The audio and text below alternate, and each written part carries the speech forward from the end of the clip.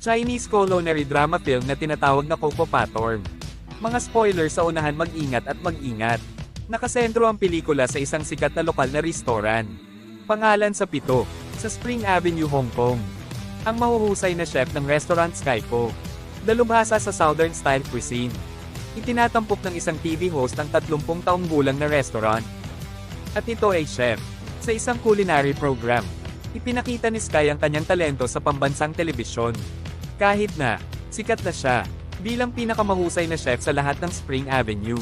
Kasama niya ang kaibigan niyang Yuni, ay ipinakilala din sa mga tao. Siya ang kadalasang namamahala, ang aspetong pinansyal ng restaurant. Napaka-definitive ng langit tungkol sa kalidad ng pagkain. At oras na ibinibigay nila sa kanilang mga customer, na bahagi ng dahilan, bakit sikat ang restaurant. Kadalasan, nakaimpake na ito, na ang isang pila ng mga tao ay kailangang pumila. Sa labas ng restaurant, sa araw na yon ay pumasok ang isang bastos na customer. Matapos masira ang pila, tumanggi si Sky na mag-serve. Kahit na, ipinagmamalaki ng customer ang kapangyarihan at pera na taglay niya. Bago umalis, natatawa ang lalaki sa maliit nilang restaurant at isiniwalat na ang kanyang amo ay nag-imbita ng isang world-class na chef para magbukas ng 3-star restaurant. Kabaligtaran sa kanila, the thought scares Yuni but she dismisses it as a bluff. Samantala sa France, ang Corona, inaanyayahan ng hari at reyna ang kanilang bagong silang na anak na lalaki. May hawak silang napakalaking bola para magdiwang ang kapanganakan at mag-imbita ng world-class chef na magluto para sa mga bisita. Ipinakilala kami sa malungkot na chef na si Polsa, isa siyang Michelin-starred Korean chef na sinanay sa France. May espesyal na paraan ng pagluluto si Paul, na hindi nakikita ang mga hangganan.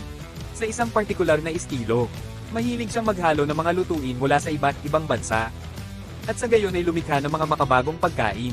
Para sa espesyal na chef, binigyan niya ng dessert ang reyna. Parang pulang itlog yan, ngunit puno ng mangga peri at tumutubo ang niyog.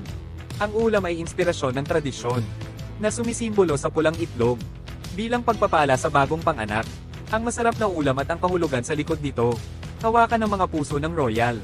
At pinalakpakan nila ang napakatalino na gawa ni Paul.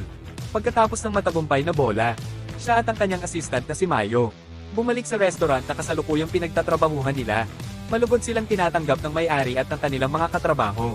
Binabati sila sa kanilang tagumpay. Ibinalita din yun ng may-ari. Na-promote nila si Paul sa executive chef ng buong sining. Bagong Vow franchise. Napakalaki ng hakbang para sa kanya. Gayunpaman sa sorpresa ng lahat, tinanggihan niya ang alok. Gustong bumalik ni Paul sa Asia. At ituloy ang mas malaki at mas mataas na ambisyon. Si Ian Maya ay inimbitahan ng isang Chinese businessman na gustong magbukas ng 3-star restaurant. Sinusuportahan ng mga kawani ang kanilang desisyon at bumabati sa kanila ng palem. Bumalik sa Spring Avenue, isa sa mga regular na customer sa kalangitan. Ipaalam sa kanya yon, ang chismis tungkol sa bagong restaurant na itinatag ay totoo. Ang balita ay mapait para sa langit dahil gusto niyang umunlad ang isang maliit na kolonya. Ngunit ang isang bagong restaurant ay mangangahulugan ng mas kaunting mga customer. At higit pang kompetisyon, noong si Langit ay 10 taong gulang. Sinaktan siya noon ng kanyang ama, at insultuhan siya dahil walang talent bilang kusinero. Isang araw, iniwan niya ang Langit, at piniling ituloy ang kanyang culinary career. Sa pagiging ama, with the excuse na yan, hindi man lang makagawa si Sky ng isang desenteng mangkok ng noodles. Isipin mong aalis ang tatay mo dahil sa pansit, mula pa noong tiyuhin 7. Ang master at may-ari ng 7 restaurant ay nag-aalaga sa kanya. Akala din niya guy, lahat ng kailangan niyang malaman tungkol sa pagkain. Hindi katulad ng kanyang ama. Kasalukuyang, mahigit 20 taon nang hindi nakilala ni Sky ang kanyang ama, at walang planong makipagkasundo sa kanya. Kinaumagahan, mga Polaroid sa Hong Kong, at pumunta sa palengke para maghanap ng malaking grouper fish. Isa lang ang isda nang nagbebenta. At nagpa siya na ibenta ito sa Langit. Knowing na mas masarap siyang magluto nito. Lahat ay nagtatalo. Iginiit na hindi dapat maging bias ang isang tindera. Napasok sila sa isang maliit na pagtatalo. Bago hatiin ang nagbebenta ang isda sa kalahati. Para sa kanilang dalawa, makalipas ang ilang linggo, ay ang opening ceremony ng 3-star restaurant. Pinangalanan Stella. Nasa harap mismo ng 7 restaurant. Ang chairman at manager ng Lee Management Group. Dumating bilang mga unang bisita ng restaurant. At tinatanggap ni Paul at Mayo. Sabay-sabay, ang mga tao mula sa 7 restaurant. Simula ng pag-anunsyo ng iba't ibang mga alok na diskwento. Nag-aalok sila, para sa susunod na linggo. Nang ang mga security guard mula sa Stella Restaurant, subukan mong pigilan sila. Tumataas ang isang salungatan. Ito ay umaakit kay Paul at sa atensyon ng mga bisita. Paglabas sa kanila upang makita kung ano ang tungkol sa kaguluhan. Kapag uminit ang usapan, I suggest magdaos sila ng competition. Para makita kung sinong lutuin ang mas masarap. Magkakilala sina Sky at Paul mula sa palengke. At tanggapin ang hamon. Nagpasya silang magpakasawa sa isang kompetisyon sa pagputol ng isda. Nauna si Paul. At mahusay na pinipili ang lahat ng mga tadyang mula sa isang isda. Sa walang oras, sumusunod na, kinukuha ng langit ang parehong isda. At pinuputol ito sa pantay na piraso sa loob ng 1 minuto. The crowd claps for him at pati si Paul ay humanga. Ang chairman ng grupo ng liga. Kailangang ipahayag ang mga resulta. Sa paraang walang kinikilingan. Ang sabi niya, na ang tunay na resulta, ay iaanunsyo lamang sa internasyonal na chef. Hamon. Kompetisyon na sinalihan ng 2 chef. Nag-announce din siya, na balak niyang kunin ang kabuuan. Kolonya ng Spring Avenue, upang alisin ang lahat ng mga gusali at gawing moderno ito. Kung mananalo si Sky sa kompetisyon, handang bawiin ng chairman ang kanyang plano, upang mapanatili ang pamana ng kolonya. Gayunpaman kung manalo si Paul ay magpapatuloy siya sa plano. Kasama ang kinabukasan ng buong kolonya sa kanyang mga kamay. Nakaramdam ng pressure si Sky. Ngunit determinado pa rin siyang gawin ang kanyang makakaya. Para sa mga susunod na araw. Ang dami ng customer sa 7 restaurant. Bumababa. Nag-aalala si Yuni na baka mawalan sila ng negosyo. But Sky assures her na hindi pwede. Binibigyan niya siya ng halimbawa ng escargot at peeled snails. Sinasabing laging may mga tao na mas gusto ang isa kaysa sa isa. Hindi na kailangang magpalit ng pagkain upang maging mas mahusay kaysa sa Stella Restaurant. Dahil laging may mga customer na magkakagusto. May mas maganda. Sa susunod na araw, sinalubong ng pagkabigo si Sky. Kapag pumunta siya sa palengke, at nalaman na binili ang Stella Restaurant, lahat ng magagandang isda. Nakakadismaya ang araw. Ang mga manggagawa sa 7 restaurant, hanggang sa malaman nila na langit ang napili, para sa culinary competition. Malapit na siyang makipaglaban kay Paul. Mapipili para sa semifinals. Ngunit pagkatapos, inihayag din na, ang Vector, ay kailangang lumaban. Ang 2 beses na nagwagi sa kompetisyon.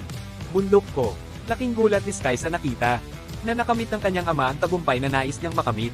Mas determinado na siyang maabot ang finals, at makipagkompetensya laban sa kanya. Nang gabing iyon, umuwi ang 7 mula sa kanyang bitag at tinawag ang langit sa isang pub. Excited na makilala siya pagkatapos ng mahabang panahon. Tumatakbo ang langit sa kinalalagyan. Ngunit natagpuan ng kanyang ama kasama ang tiyuhin na 7. Bundok, Franca nasabi na hindi pa rin siya naniniwala sa langit, at hindi nagsisisi na iniwan siya para sa kanyang karera. Ang mga salita ang pinakamasakit na bagay. Narinig na ni Guy, ngunit itinatago niya ang kanyang sakit sa galit. Nangako siyang mananalo sa kompetisyon. At patunayan na ang pagiging magaling magluto. Hindi nangangailangan ng pagiging masamang tao. Parang bundok, sa araw ng culinary duel. Ang mga kalahok ay makakakuha ng 70 minuto upang magluto ng ulam na kanilang pinili. At iniharap, Sky ay gumagawa ng isang tradisyonal na asin inihurnong madilim habang gumagawa si Paul ng Fog Roast Obey. Ang buong 70 minuto ay matindi.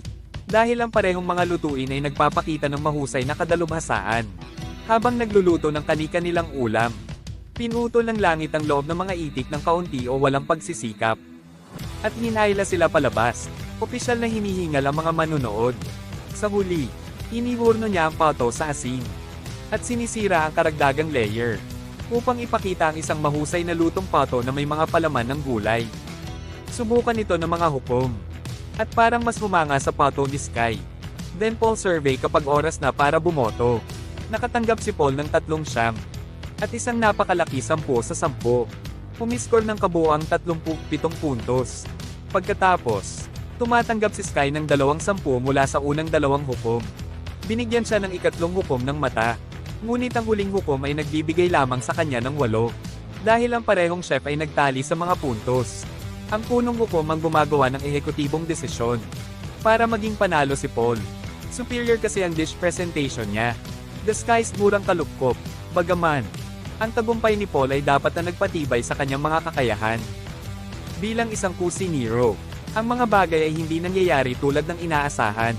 Habang ipinagdiriwang ang kanilang tagumpay, ipinaalam ng manager kay Paul na gusto niyang palitan siya ng mayo. para makipagkumpetensya sa finals ayon sa kanya. Ang isang babae ay mas nakakaakit sa media kaysa sa isang lalaki. Kapag sinubukan ni Paul na ipagtanggol ang kanyang posisyon bilang head chef, Mayo, inilalantad na nahihirapan siyang tikman ng ilang mga lasa, parang alat, sa nakalipas na ilang buwan. Gumagamit siya ng notebook, naglalaman ng lahat ng kanyang mga recipe sa magluto at walang magawa sa sarili. Ibinunyag din ni Maya na hindi niya gustong makipagkaibigan. Paul at pumanig lang sa kanya para malampasan siya bilang baras. Pinagtaksilan at nasaktan. Lumabas si Paul sa restaurant para hindi na lumingon. Nang gabing iyon, nabangga ni Sky ang isang lasing na si Paul sa harap ng isang event stadium. Nakalimutan nila ang tungkol sa pagdating sa loob ng ilang minuto at ibahagi ang kanilang nakaraan at mga problema. Inihayag ni Paul na ang kanyang ama ay isang mahusay na chef. And his dying wish was for Paul na maging katulad niya. Sinasabi rin sa kanya ni Sky ang tungkol sa relasyon nila ni Mountains. Pagkatapos ng usapan, nakikita nila ang paggalang sa isa't isa. Nagtatapon din sila ng mga bote ng alak sa mga bundok. Picture sa isang billboard habang minumura siya sa Korean. Ayaw pang sumuko ng lahat sa kompetisyon. Since hindi siya pwedeng sumali. Bilang kinatawan ng Stella Restaurant, nagpa siyang lumahok bilang isang individual na chef. Pagkatapos i-debunk ang rollback, hinihiling pa niya kay Sky na samahan siya sa semifinals. Sabay-sabay, nasa 7 restaurant ang manager ng Stellar. Hinihimok si Tito Seven na pirmahan ang kanyang restaurant sa grupo ng liga. Tama na. Lumitaw sina Paul at Sky at ibinalita ang partnership. Paalala rin ni Paul sa manager. Yan ang nanalo sa kompetisyon. Siya ay karapat-dapat na makipagkumpetensya sa kampyonato.